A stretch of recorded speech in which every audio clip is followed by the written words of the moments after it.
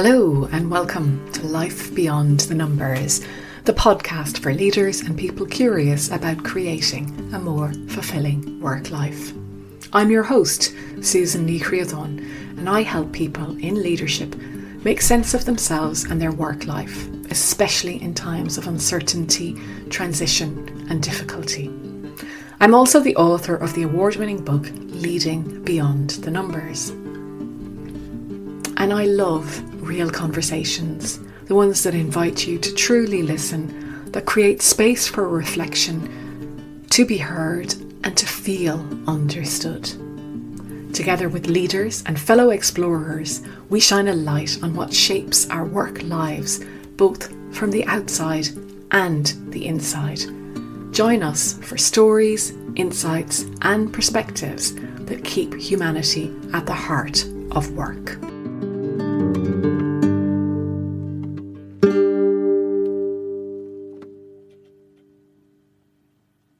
Alrighty, for a change of pace, I will be facilitating said conversation, which I'm really looking forward to this because this is actually one of my favorite topics, the whole idea of how we can bring our best self to the world.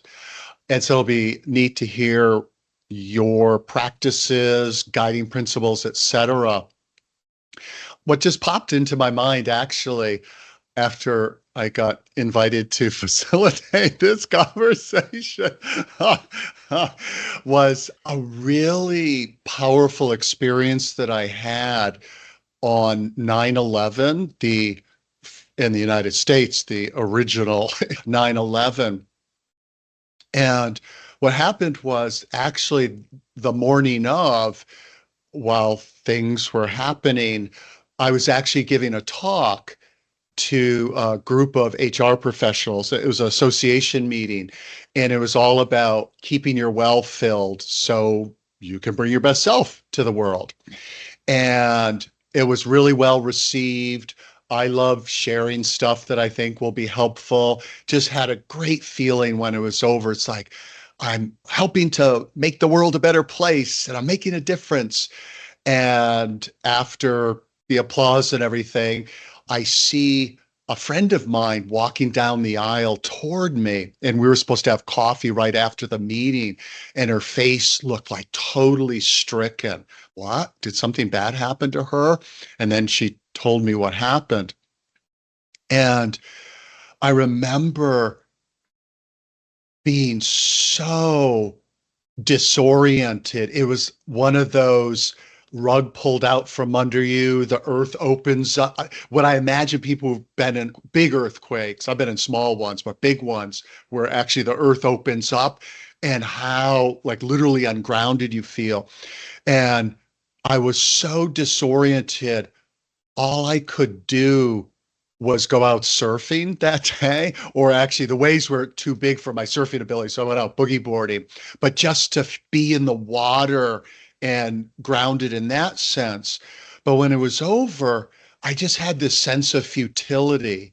What's the point of me trying to do my work against this craziness and evil in the world? And that feeling really dragged on for weeks, that sort of why bother, unmoored feeling. And then finally, I reached out to a colleague of mine who's probably, I don't know, 10 years older than I am. I really respected her, thought she was very wise. And she also did speaking and training, facilitating. And I asked her, like, how do you keep going on in the midst of this? And you think about in today's world, it's even more of a question. And one of the things that she said that I just so needed to hear, she said, one of the things I do is I remember something a mentor of mine said, and it's something I'm sure both of you have heard. He said something like, when the people who are trying to bring light into the world pack up their tent and go home, then the only ones who are impacting the world are the ones who are bringing darkness. And I'm like, okay, I'll get back on the horse and I'll fight the good fight. But what's germane to our conversation is what really hit me, at least like the explanation I came to for me, was stop trying to make an impact on this big stage of the world, thinking that's what you have to do. And then how can I get more micro and looking at my little corner of the world? Yeah, and make that better in those little day-to-day interactions, how I respond, etc. So that's what comes up for me when I think about intention. So, Susanne, what comes up for you in terms of how you think about it?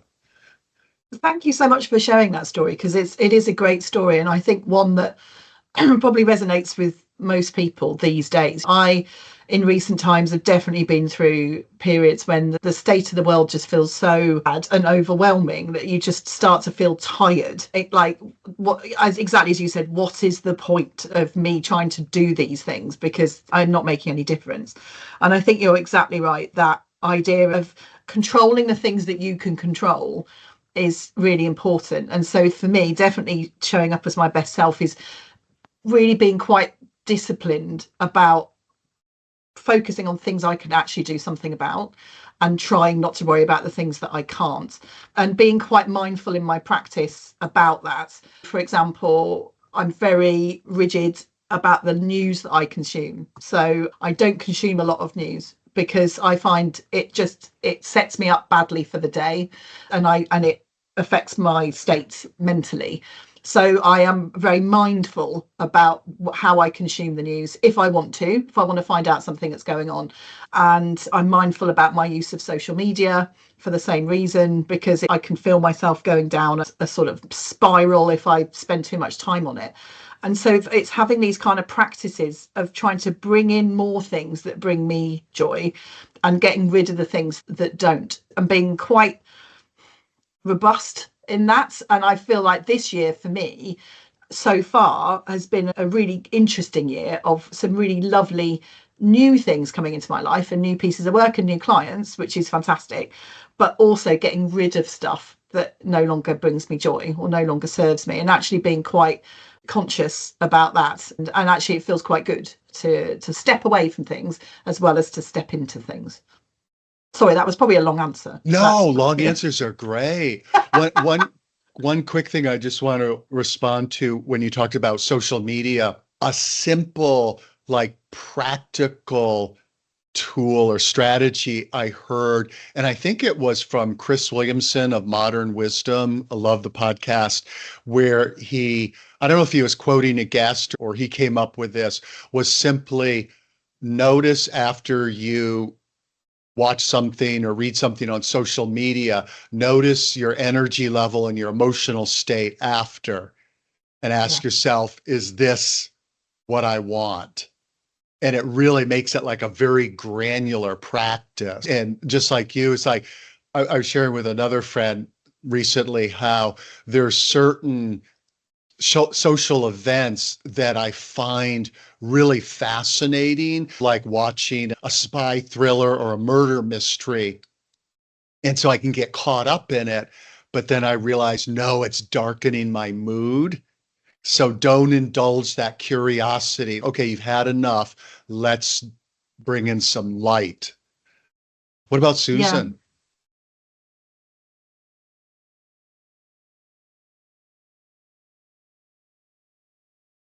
I won't say I'm the opposite, because that's not true, and it's not about the darkness. But there is something about, for me, thriving in chaos and thriving when the chips are down. And so my response to the world being the way it is at the moment, in particular, let's say 9/11 is almost too long ago. I was so young. But my response now is, I always think of Margaret Mead and her quote that never doubt the strength of a small group of people to change the world, because nothing else ever has. Something like that. I'm paraphrasing. But basically, we all have the ability, I believe, the capacity, whatever the word is that suits you to make a difference in the world. And I really like, David, how you talked about that being in your immediate environment almost. And so, for example, I remember bumping into somebody a couple of Christmases ago when I was back in my hometown. And I had worked with this individual when we were teenagers in a local pub, right? And now we're in our 40s. And he stopped me and he said, that time we were in our 40s, and he stopped me and he said, we haven't spoken in years, Susan. And he said, something I always remember about you is I was younger than you. And you asked me one day to show you how to do something. And he said, for me, that was crazy that somebody older than me would admit to me they didn't know how to do something and then ask me to show them. And I was like, wow, imagine, let's say 30 years later, that this person has remembered that tiny little event. I hadn't remembered it. He said it was about brushing the floor. I definitely doubt it was about brushing the floor. But I think for the most part, we're never privy to what other people think about us or the impact we've had on them, because we tend to only speak well when people are dead. We tend to talk about all the times people annoy us, and then we stand up and do these wonderful eulogies, or when they're leaving an organization and you realize the impact you've had on people. And in the background there, you can see, possibly, I've got under my book poster, there's a little yellow book. And that book is when I left my last organization, and it's filled with very genuine, beautiful outpourings of the impact that I had on other people's lives that I had to leave the organization perhaps to be aware of. So that's one thing. And then I suppose the other thing is, your surfing story reminded me just of ripples. And I think that's it, isn't it, as well? It was the water and the ripples. And we can make a difference in people's lives. And even by taking the news out of our own lives, we're making a difference if it doesn't serve us. So I think it's about knowing ourselves and what works for us. That's what helps us be at our best. And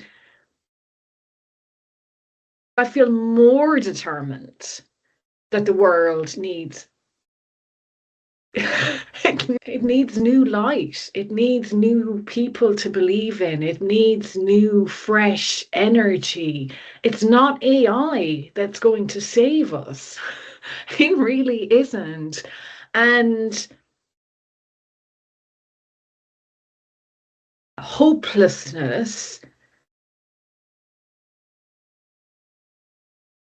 is so dark as well. So I think it takes us to a dark place, that it's not that we're going to be dark as in evil, but dark as in checked out.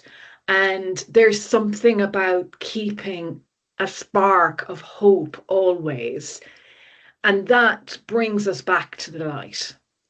Hope is so necessary in the world we're in, and it's not naive and it's not any of those things. Hope is something that when we can connect back into that feeling, we consider possibilities again.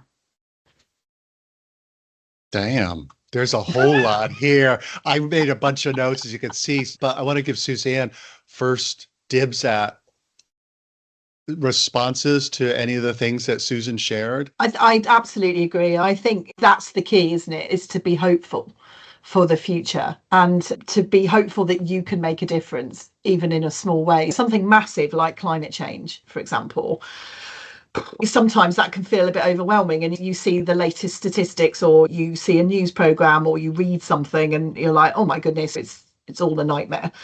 But then we as individuals on our own can't change that. But what we can do is to be hopeful in our own environment. We recycle, we try and fly less often, these things you can do.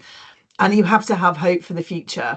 And I think I am a very hopeful and optimistic person. And I think that is the key to just keeping going. And I also think I'm often around younger people. So my daughter is 21. So that means I'm often around young people. And I find being around young people incredibly hopeful, because they do have that energy and they have a different view of the world. And I think that's perhaps key, is to be with people who are different from you, so that you can learn from them. Your story, Susan, about that gentleman remembering you asking how to do something.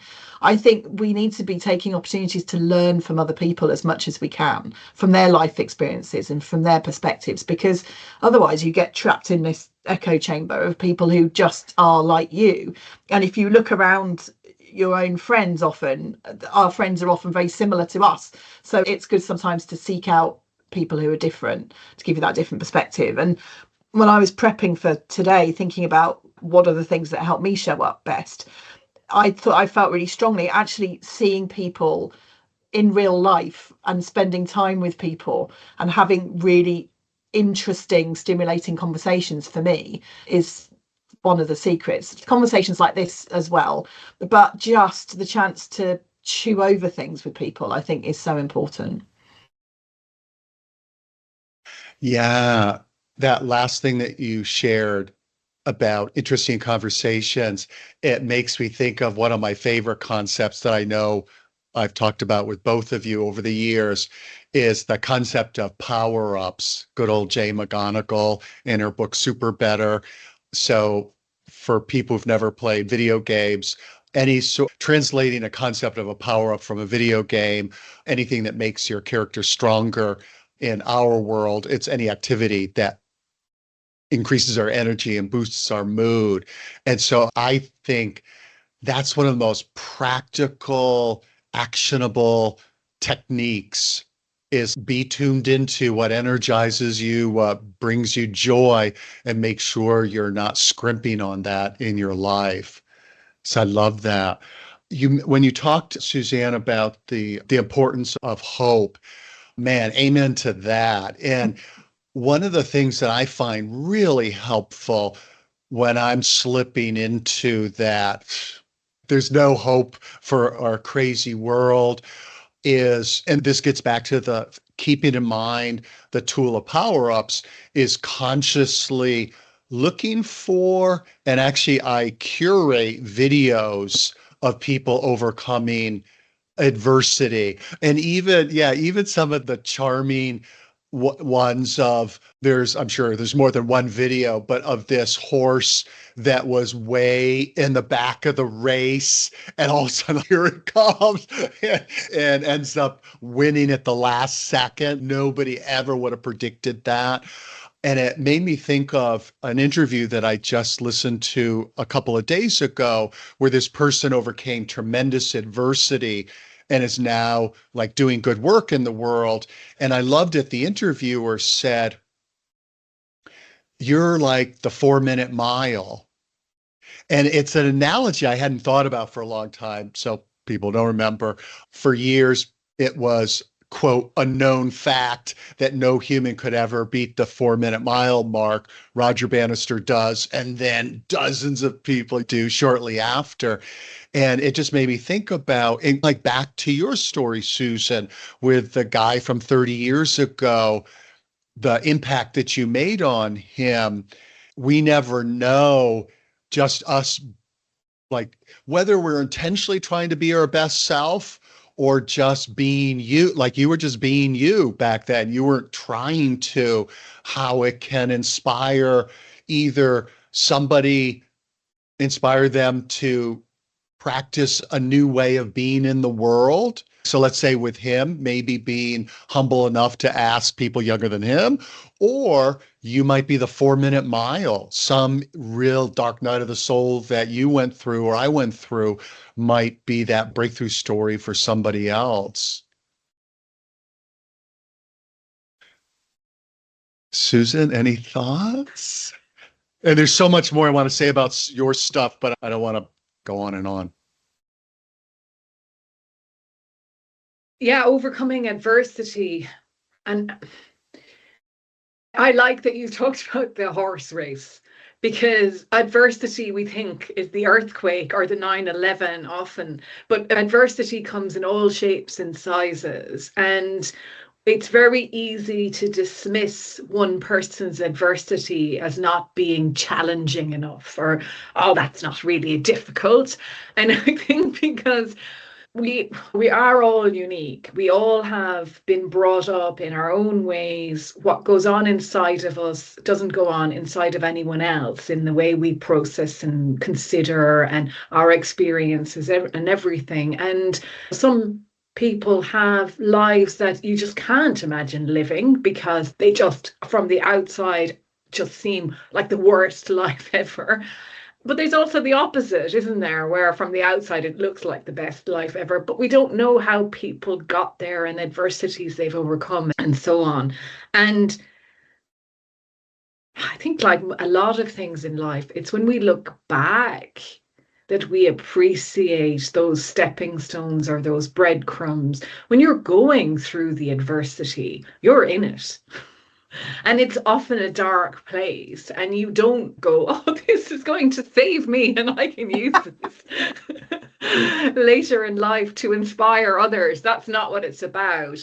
I suppose I always come back to sharing stories of adversity from your own perspective, your experience. The power in them is helping others see that they're not alone. And I think that always, in times of adversity that I've gone through, I always felt alone. And even I wonder still, if I was going through something, or when I go through something again, will I have that feeling of aloneness? I believe it's a universal experience.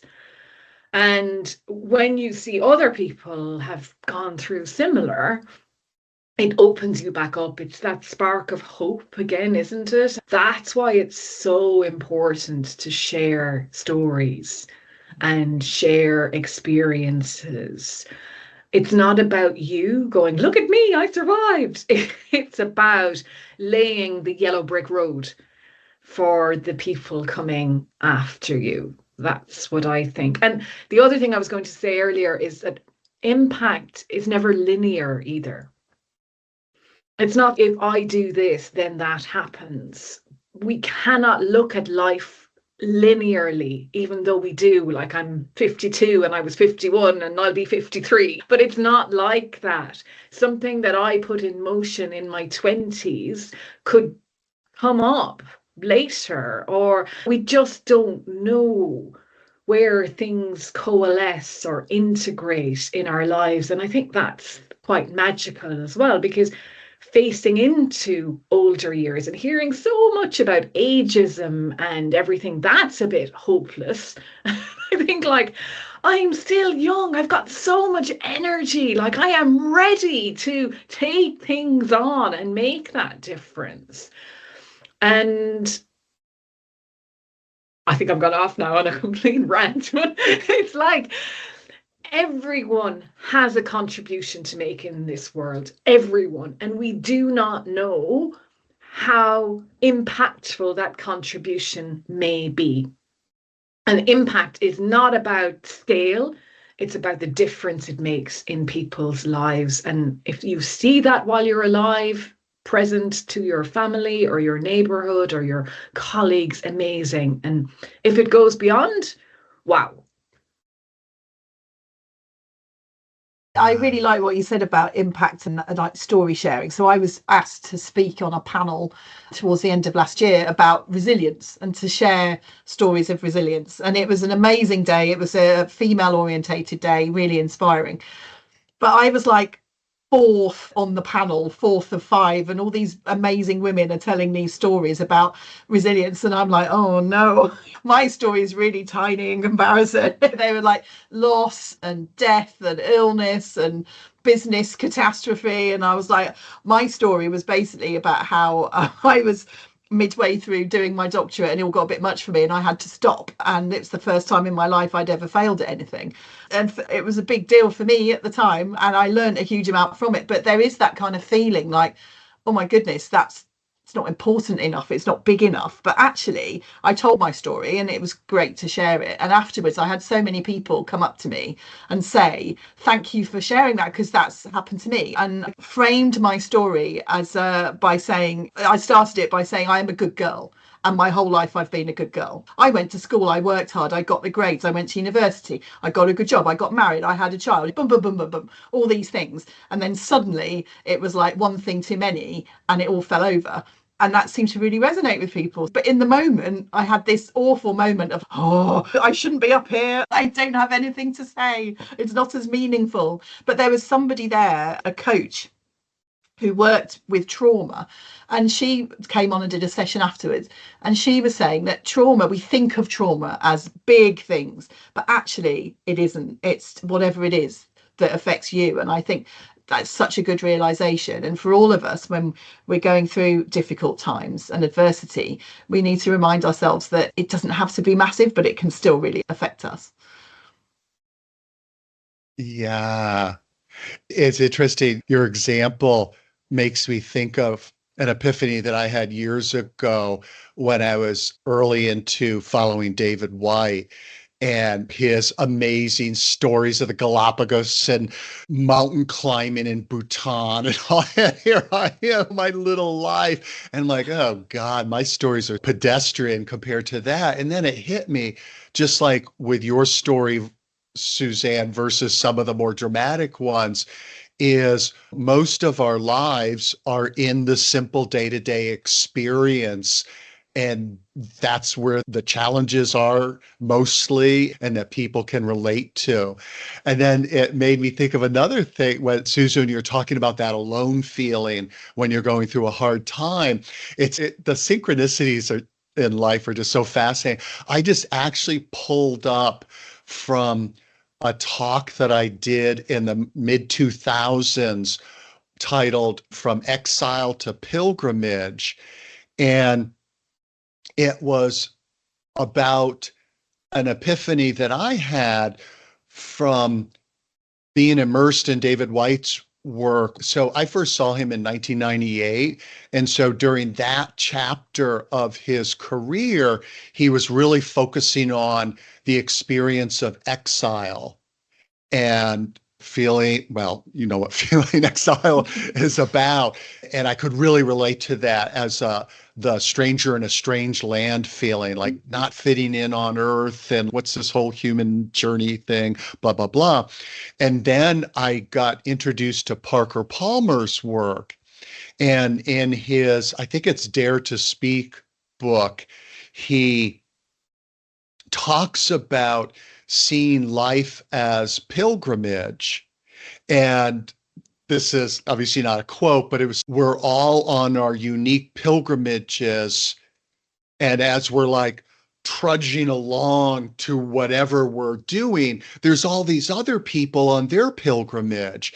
And actually, what really brought it together for me was at that time, a friend of mine was walking the Camino, that the pilgrimage walk. I'm like, that's the perfect metaphor for life. Everybody's walking the Camino for their own and they're in their own world, but there's all these other people who are doing it with them separately together. And so when we're feeling, and I certainly know that feeling too, of being like, I'm the only one burdened with this, and boy, this sucks and everything. And they're like, no, everybody else is on their pilgrimage dealing with their challenges.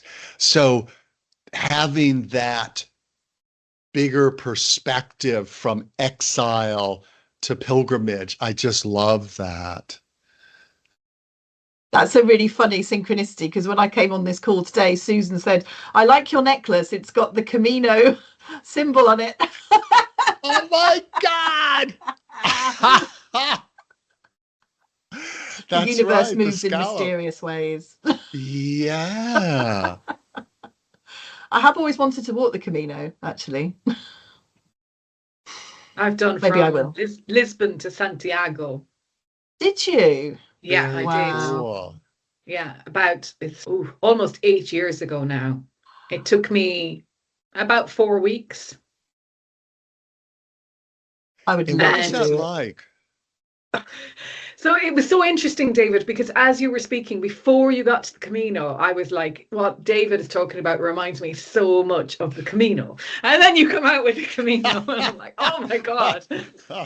And I can relate my Camino 4-week journey to so many other things in life as well, like writing a book, actually, menopause, all of these different things that I can put the Camino journey alongside. And because the first week of it was like, oh, excitement, this is something new and a novelty, and it's going to be amazing. Maybe the first 2 or 3 days.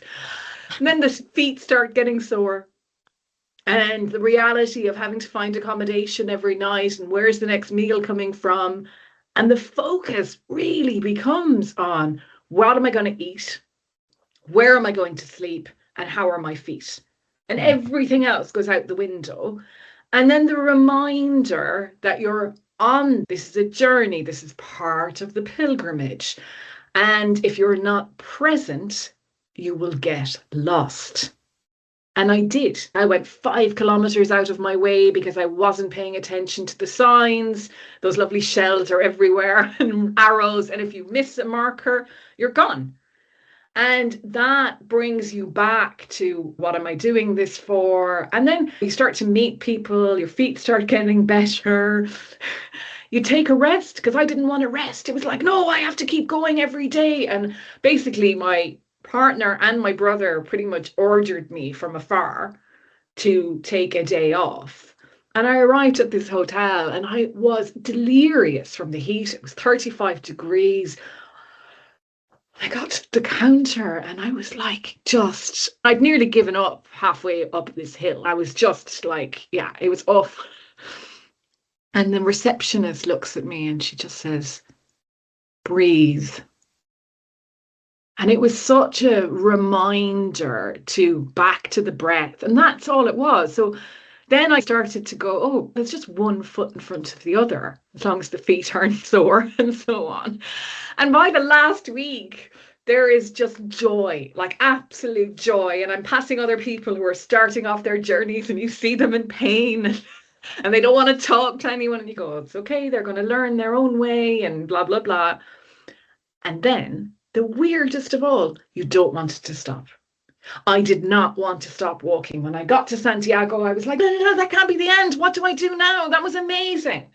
Yeah, exactly. So there is this incredible, like, it's the adversity, isn't it? You overcome the adversity, you get into your stride, you go beyond yourself and all your suffering and your pain and your thinking, and you have fun. Wow. I admire you for doing that. I really do. It's on my bucket list, doing that one day. On a very mundane but practical level, man, what a cool story, but also what a great example of a very practical tactic that I'm sure both you do and find helpful, and I do. If I'm feeling either low energy or stalled out, not necessarily walk the Camino, but do some activity where I see a result, and then you get that dopamine hit and you're like, yeah, I can do the real hard stuff now. And so that's another simple, like a great example of using a very fascinating and unique experience to illustrate a really useful tactic. In your case, it's a big win. In everyday life, it's a small win to dopamine released, boost the energy level, etc. And what also, man, another great example of when we're going through a hard time to remind ourselves we could do hard stuff. Like I bet you think about early Camino versus at the end, we're like, yeah, let's do another Camino here. You can never forget that lesson. That's cool. And I remember one of the most striking things that has stayed with me all those years was my feet were like, people were talking about me on the Camino. because my feet were so bad. I had the worst blisters. I hardly ever get blisters, and they were just awful. And a lot of it was road walking. But anyway, one of the days that was a low day, I bumped into two people that I had met 2 weeks earlier, like early on, or maybe 10 days earlier. And they didn't know each other, but they were walking together. So they were doing the walk together. And I said, this road walking is really slowing me down, because I was on my and the woman looked at me and she said, Susan, did you ever think that maybe slowing down is exactly what you need? And I was like, whoa. And there was something about, I was making it harder on myself. Like I was the one driving the agenda of having to get to this place and having to do these things. No one was forcing me. And the realization that we don't make things easier on ourselves when we can. I know I often chose the harder road for whatever reason. But yeah, the tendency was there to prove something, but to whom and for what?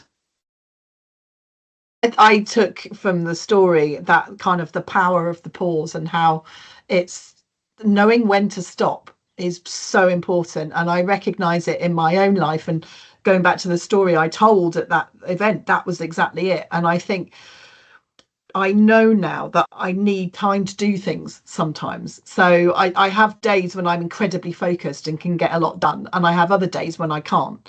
So if I'm up against it with a deadline, I will not be at my best. If actually I've got time to do something and time to sleep on something and then come back and look at it the next day, that's when I do my best work. And I think it's taken me about 50 years to figure that one out. But I can't do things last minute. I can't rush stuff. A deadline for me, someone saying I need this by the end of the day, you're not going to get the best out of me doing that. Whereas actually, if I can work really hard all day on something, and then the next day I can spend time like rereading it and looking at it again, that's where I do my best work. I had a great day yesterday, a really focused day. I was really in flow state all day, got so much done. Woke up this morning and I was like, nah, that's not going to happen today. So I took the dog for a walk instead, a long walk, got outside. And by mid-morning, I was all right. But if I'd had something I had to do at 9 o'clock in the morning, I would have done it, of course, but I wouldn't have got much joy out of it, I think. I love it. That's a great example of I find both personally, because I have a lot of those days like you started out this morning where it's, oh God, there's no creative juice, no enthusiasm, etc. And so one of the things I think a lot about is the interplay between whatever state I'm in this moment and then the stuff that I have to do. Is this about me respecting the state that I'm in and just chilling, like going for the walk, going in the ocean or whatever? Or am I being asked to apply my state change tools to shift myself into a different state?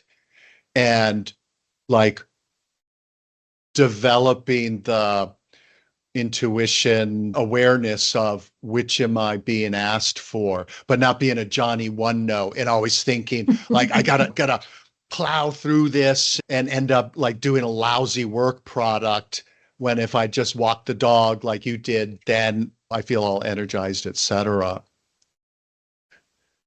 And I do think that getting outside for me is that shift, ideally by the sea, but I live too far from the sea. But just being outdoors, wandering around, even on a horrible day, just a change of scenery. If I'm wrestling with a problem, just going out and doing something or going for a swim or something like that is the way to fix it for me. Yeah, I think I don't know where it comes from, whether it comes from school or whatever, but we were told try harder, focus more. All of these things that aren't really necessarily the best way to get something done. And because then you go into work and the workplace is designed around being present, being in the room, not necessarily being fully present, but being visible as being productive and all of these kind of things. And Actually, we ebb and flow, don't we? And that is not a 9 to 5 ebb and flow. That is a state. We can have 3 or 4 days of full on amazingness and then a month of nothingness or whatever. And learning your own rhythm is so important. But there's still, I don't know, it's almost like a permission slip still sometimes to do that, to skive off in the afternoon, or it feels like I need to ask someone, is it okay if I don't show up today? But the difference between not showing up that day and actually showing up now for this conversation, there's no comparison. When our best selves show up, we create magic in ourselves, for others, with others. And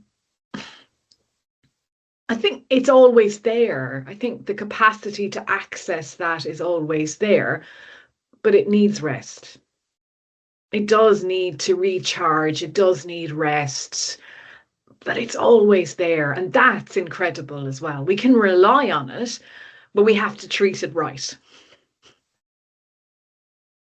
Boy, if anybody is struggling with giving themselves permission to do the rest piece, I recommend that they, at the very least, watch a Dan Pink video based on his book, When, where he gives amazingly disturbing research on the impact of lack of rest, and that the impact, Susan, you talked about ebbs and flow. It's a term, ultradian rhythm. So, the 90 to 120 minutes, the ups and downs throughout the day.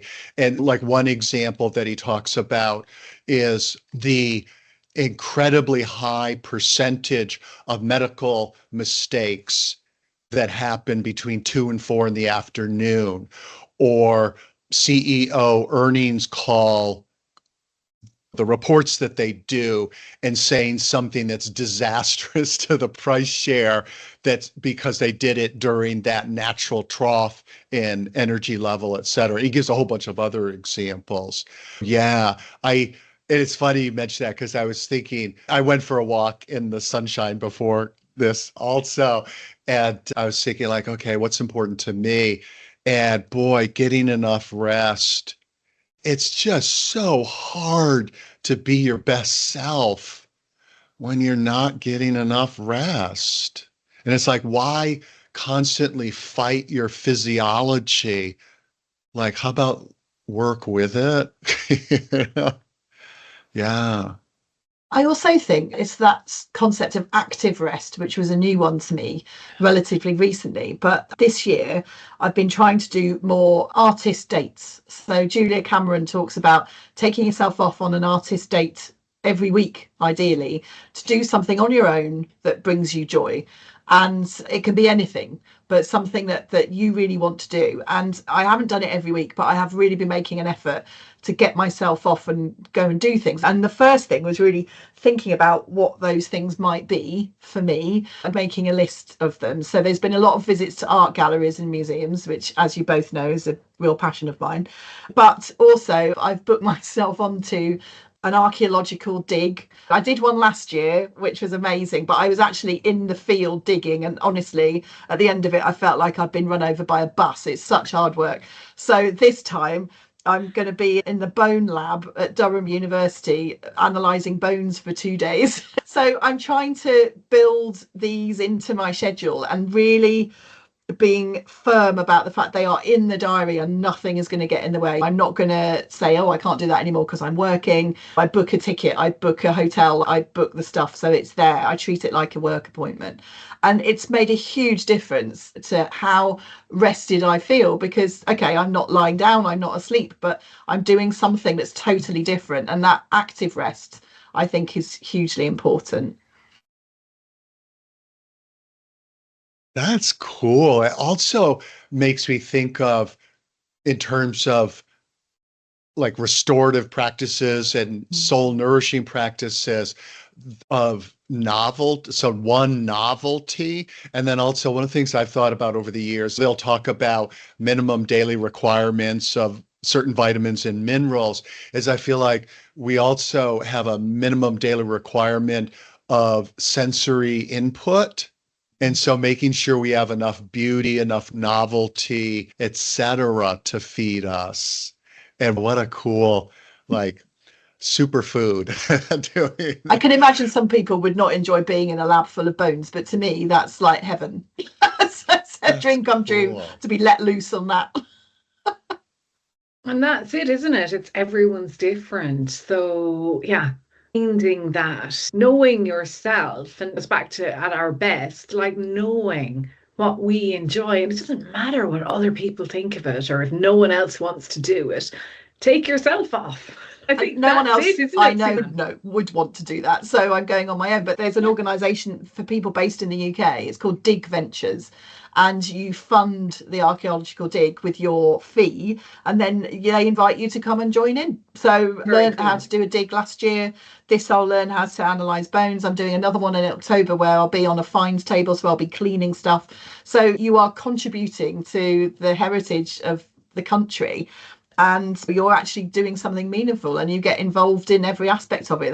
They are amazing, I have to say. If anyone listening is into that sort of thing, take a look, because if you aren't able to get to something, so if you're abroad, then you can do it virtually, and you can do virtual finds and virtual digs and all sorts. It's amazing.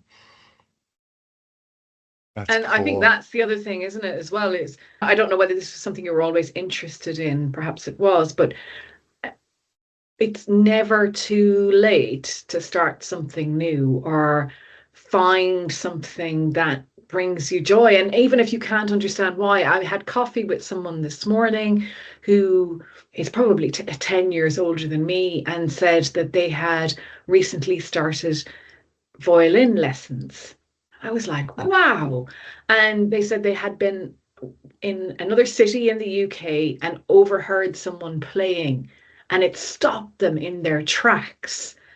And so I said to them, it must have touched something deep inside. I'm not sure that was their version of it, but to me, that's what happened, was that there was this recognition that this music does something to my soul. And so they went and bought a violin and have started lessons. And I just think that's so cool. Yeah. That is cool. I'd like to learn to play the harp. That's always been on my list of things to do. When I was a child, I wanted to play the harp, but my parents said it was too big. I learnt the cello instead, just to really annoy them. It was marginally smaller. Oh, I love that. I want to go back to, it's a combination of the thing that you opened up with, Susanne, about focusing on your circle of control. And then, Susan, your neat story about the impact that you had on that guy who knew 30 years ago.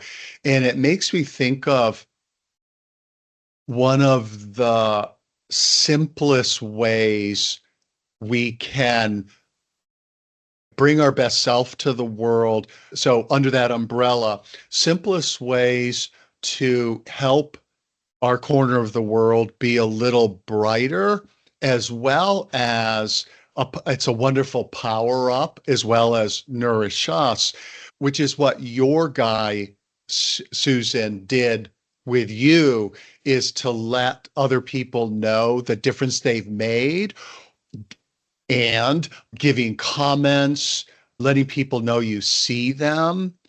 And I think of it as, quote, spreading goodwill. And it made me think of, I was actually just thinking about this the other day, an experience I had, 8 or 9 years ago now. But I can remember it like it was yesterday. I was at a Trader Joe. Do you have Trader Joe's in England? No. Okay. So it's a cool grocery store chain, but it's known for hiring really cheerful people and great customer service. And I'm going through the line, and I was feeling really sad. There's something that happened in my life that I was just feeling really heavy and sad about. And the checkout lady was probably in her, I would say, 70s. And she was dressed up in you could call it uniquely quirky or eccentric, depending how you want. So she had these domino earrings, a really wild shirt, and just like sparkles and everything. Anyway, but not bizarre, like just charmingly eccentric. So anyway, so she starts chatting me up. We had an ice storm and she's asking if I had to scrape off my windshield and everything. And it's funny because as a New Englander, like one of the downsides of being a New Englander is that at least some of us, like if somebody's like super friendly in your face, it's what's up with that? So I was in my morose state because of what was going on, and I was being a classic New Englander at first. And then she started talking about her daughter. And like oftentimes I would have felt like she just needs to say stuff. So that's what she's doing. But there was just such a warm, wonderful way about her that I really felt like my dark cloud lightened up and the moroseness disappeared. And we had a wonderful conversation. And so I'm walking out into the parking lot and I'm thinking, man, that was so sweet of her. Does she know how much she brightened my day? And then it hit me. It's, why don't you tell her?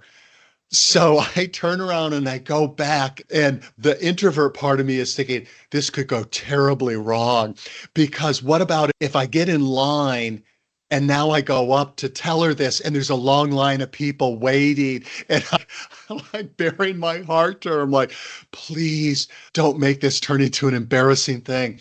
So I go into her line. There's a guy in front of me. He checks out, and I get up to her all ready for my little speech. And I just shared with her, I said something like, I just want to let you know how much I appreciate just how cheery you are. I was just feeling really in a bad mood and sad, and you just brightened up my day. And she goes, thank you. Wait a minute. I'm like, okay. She walks away. She comes back with a bouquet of sunflowers and gives it to me. That's so sweet. And whenever I would go to Trader Joe's after that, I would always try to find her line and say, hey, how you doing? And we had this sweet little thing. But I love that experience because, back to your story, Susan, we never know like the impact that we can have and the difference she made. And back to spreading goodwill, it's like, act on that impulse to compliment somebody. Like, so Susan, like you letting Susanne know you like the scallop shell, like act on that impulse to let somebody know, yeah, I love those earrings or whatever, or that was really neat what you did. So spreading goodwill is like such a win-win. But it's funny, isn't it? I try and make a real effort. If I see someone walking around and they look amazing, I always try and say to them, you look incredible. Or if someone smells good, that's my other favorite, is just to say, you smell amazing. And people love it. But there's a part of you that's, oh, I don't want to be weird. But in the main, I think if it's done with a good intention, it's people love it. Yeah, and you think about if they made the effort to look amazing or have on a cool piece of jewelry, they would appreciate that it was noticed. Yeah. That's cool. I always try and do it. I'm well known in my family, actually. It drives everyone mad for just talking to people and also eliciting people's life stories from them in supermarkets. And my whole family is like, are we done? Can we go? Please. What a gift. That's neat. That's my whole family, cool. my mum and my dad are both the same. If all three of us went to a supermarket, we could be there for days talking to people. It's like a family gift. I love that. And it's back to something you picked up on earlier as well, David. It's the ordinary stuff, isn't it? It's just the day-to-day simplicity and everyday beauty of things that it's so easy to spread a bit of kindness or a bit of joy or acknowledge the human. And I think what you both said, people might think it's weird, or what if they think it's weird? I think we as humans are really good at knowing when it's genuine. there's something that we just pick up on it, because there's nothing worse than going into a shop, I think, when the salesperson comes up to you and is like trying to get you to do stuff and has this thing learned off and they're following you around. I'm like, just get away from me.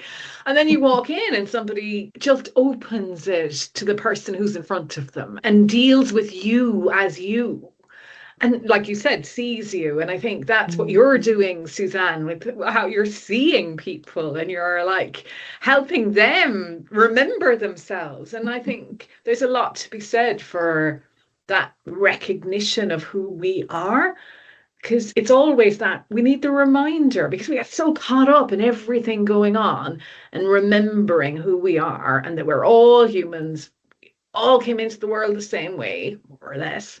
We're all going to go out the same way, more or less. And my favorite one is we all go to the toilet. I think that's a great leveler. No one is any more amazing a human than the rest of us. We just have it in different ways. There's a quote I'm going to remember. It's always good if you meet famous people, remembering that one. If you meet someone really famous and get a bit tongue-tied, then you have to remind yourself of that. They're just people. They're just people. People. Yeah, and they want genuine too. I would say a lot of them crave an actual conversation. Yeah.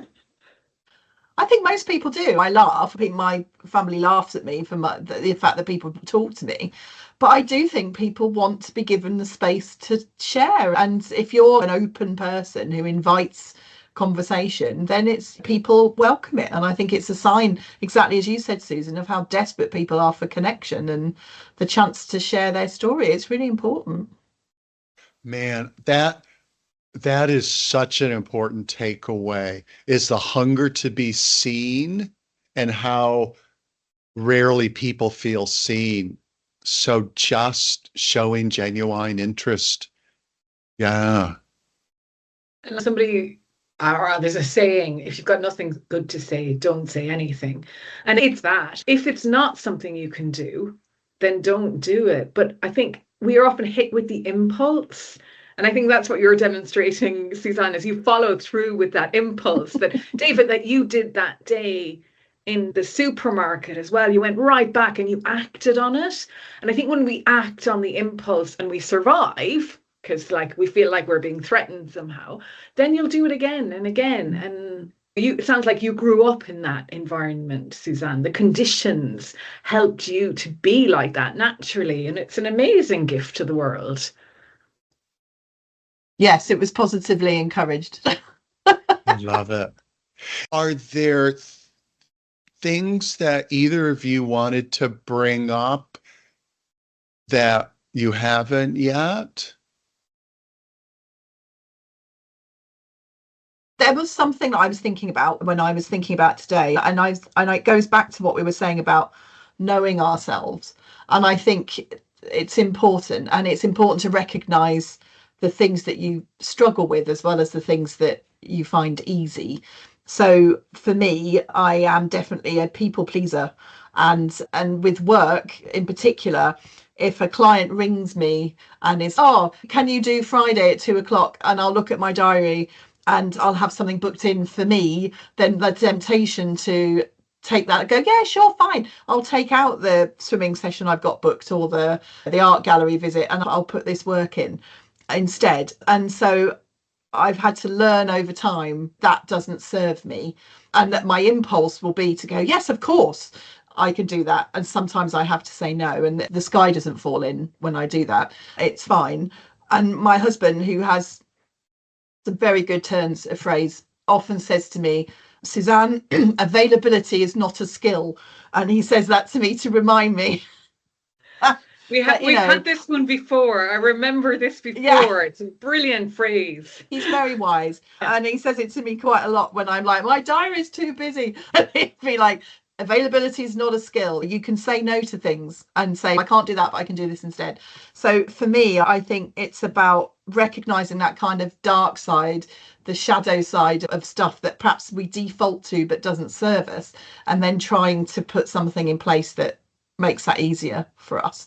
The other one that I talk to clients about a lot, and I know I've probably said this to you before, is success, not perfection. So if I've got clients who are perfectionists and are like finessing something and it's driving them nuts, you just have to be successful. You just need to do enough so that this thing that you're trying to create does what it's supposed to do, rather than being the most perfect policy, document, presentation, whatever that you've ever created. And so I think it's about having those little mantras that you can come back to that bring you back to the path that is most helpful.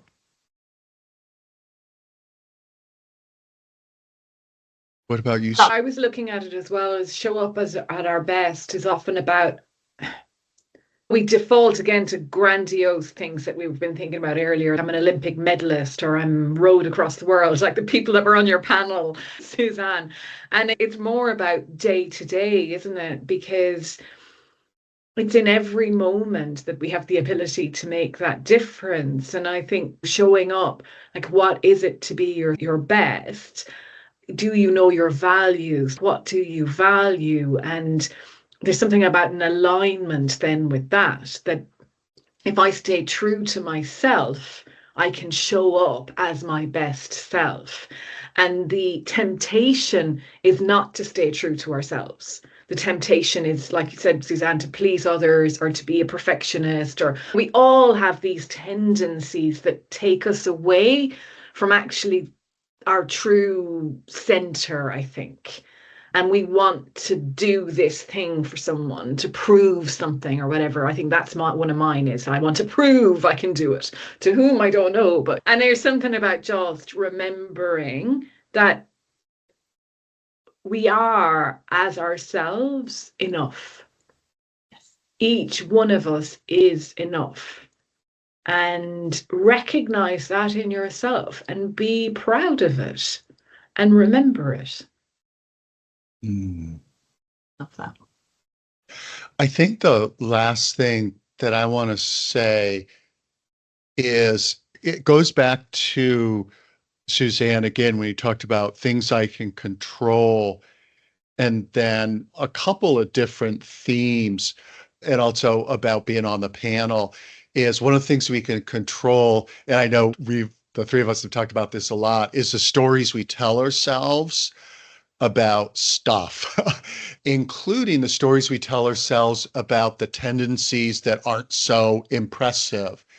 And one of the things that I really work with and find really helpful is for those not so impressive tendencies is remembering to be compassionate with ourselves, and not because it's a kind thing to do, although it is, but it's just such a practical thing to do. Because if we shame ourselves and make ourselves like a dummy, a loser, whatever, then we're not going to face the truth. We're going to hide that from ourselves, accepting like we're all both shadow and light, and we all have strengths and weaknesses. And actually, it goes back to the exile versus pilgrimage. We're all on our little pilgrimage, working this whole life journey. And so having that compassion and making sure the story we're telling ourselves is a compassionate one, as well as an accountable one. And I think I don't remember exactly what it was. I think it was something that you said, Susan, that made me flash on to a conversation that I had years ago that I've been thinking about lately, where there's a woman that I met at a conference who, like, super sophisticated world traveler, high level position at a marquee company. And she said something like her former boss did something that betrayed her. I don't remember the details, but she said, "That's why I can't trust people ever again." And I remember thinking, that's not a really useful story. And that's on you. Like, you get to decide. Now, obviously, I didn't say that like, that would be a great way to end the dinner conversation. But it also speaks to unasked for perspective and advice. But it was interesting because I'm thinking this incredibly sophisticated, erudite, global traveler is just like the rest of us, can get caught into irrational stories and not holding ourselves accountable we're accountable for the stories we tell ourselves. So anyway, some of the dots that we've shared today. So being mindful of being compassionate to ourselves so we can acknowledge our shadow side, our quote, or imperfections, not flaws, and then holding ourselves accountable.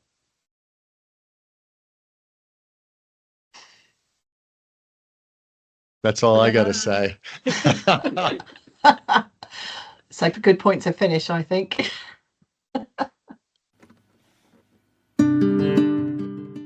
Thank you for listening to Life Beyond the Numbers. If someone popped into your mind while you were listening, maybe a friend or a colleague, send them the episode. Chances are they'll appreciate it too. And if it spoke to you, a few kind words in a review can help others like us find it too.